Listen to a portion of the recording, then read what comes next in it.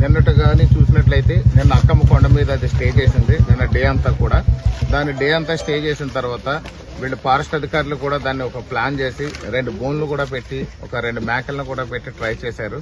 దాన్ని తప్పించుకుంది. అది ఆ బోన్లోకి వెళ్లకుండా ఒక్కసారి ప్రయత్నం చేసింది కిందకి రావడానికి, కొండ దిగువకు రావడానికి. నిన్న సాయంత్రం 7 గంటల సమయంలో రోడ్డు క్రాస్ అవుతున్నప్పుడు ఈ బైక్లు ఏదైతే ప్రయాణికులు వెళ్తున్నారో అది చూసి మళ్ళీ వెనక్కి తిరిగింది.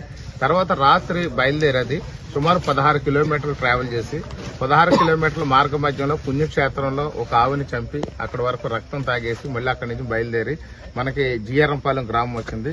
ఈ జిఆర్ఎంపాలెం గ్రామంలో కూడా మనం చూసినట్లయితే 3 ఆవులను చంపింది. ఇక్కడ 3 ఆవులను చంపి ఒక దూడని సకానికి తినేసింది. దూడను మాత్రం పూర్తిగా సకాన తినేసింది. ఇంకో దాన్ని కొంచెం భాగం తింది.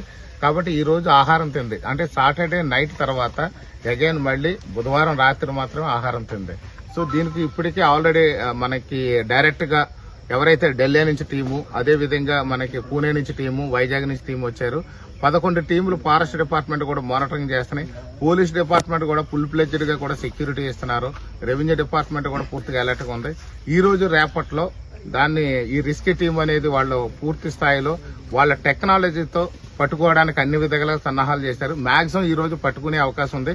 ఈ రోజు రేపట్లో థర్మల్ డ్రోన్ కెమెరాస్ తీసుకొచ్చారు, సింథటిక్ కెమెరాస్ తీసుకొచ్చారు, దాంతో కూడా గన్స్ తీసుకొచ్చారు. దాని ద్వారా మత్తిచ్చి దాన్ని పట్టుకుని సురక్షితంగా అది అభయారణ్యాల్లో విడిచిపెట్టే విధంగా ఫారెస్ట్ అధికారులు చర్యలు తీసుకుంటున్నారు. అంటే గ్రామస్తులందరూ కూడా భయాందోళనలో ఉన్నారు. అంటే పులి విజువల్ కూడా చూశారు, సోషల్ మీడియాలో హల్చల్ చేస్తుంది. ఆ పులిని చూసిన తర్వాత నుంచి మరింత భయం పెరిగింది. గ్రామస్తులకు ఎటువంటి సూచనలు చేస్తారు? ఖచ్చితంగా గ్రామస్తులకు ఇప్పటికీ చుట్టుపక్కల ఉన్నటువంటి గ్రామాల్లో అన్నింటిలో ఉన్నటువంటి ప్రభుత్వ ప్రైవేట్ స్కూల్స్ అన్ని కూడా సెలవులు ప్రకటించాం.